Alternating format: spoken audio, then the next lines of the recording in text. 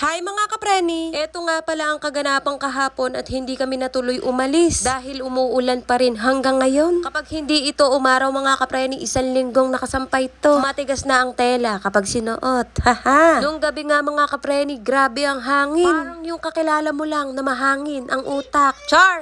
Ay grabe talaga si Bagyong Christine. Hindi man lang niya inalala na may 5 anak siyang uuwian. Nagtagal pa ng ilang araw. Hindi naman umaraw. Charis! Heto nga malalim ang aking iniisip. Iniisip ko paano mag-isip ang may isip. Char! Matatapos na ang October, hindi man lang kami nakagala. Bumabagyo na nga, gala pa ang iniisip. Yeah. Kaganda ng likod ko, kalapad, parang lalaki. Tapos kinulang pa sa tambok ng puwet. Sus Mariosep.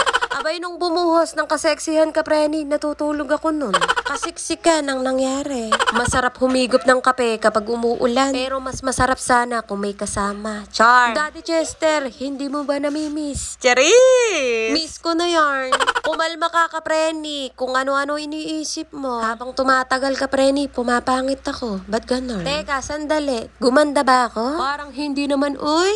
Tapos nung hapon, nakita ko ang kapreni kong nagtitinda ng gulay. Pumunta sila dito sa katabi ng bahay namin. Napadungaw ako sa bintana at tinignan ko kung ano ba mga tinda nila. Kaingay naman ni Ruby. Yan, nagbo-voice over ako Ikaw na kaya mag-voice over dito, Ruby. Ikaw na.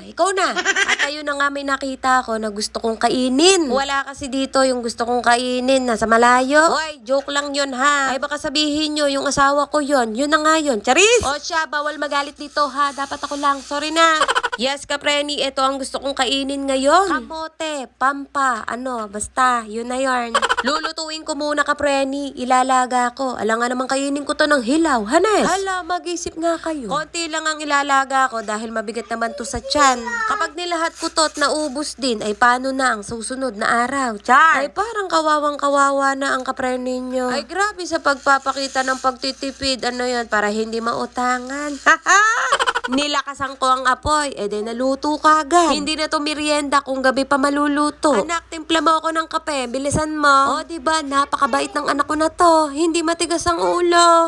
Huwag ka, kapag nakasampung utos ako, dun kikilos.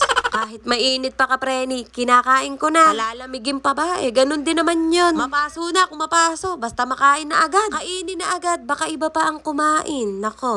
Kapag may naamoy kaming amoy utot, alam na kung sino. Kumakain ba kayo nito tapos pinaparis nyo sa kape? Kung hindi, ikaw na. Hanggang dito na lang ang video ko mga kapreni at mag-aalaga pa ako ng anak. Uy, sana all. Maraming salamat sa mga nanood. Bye mga kapreni.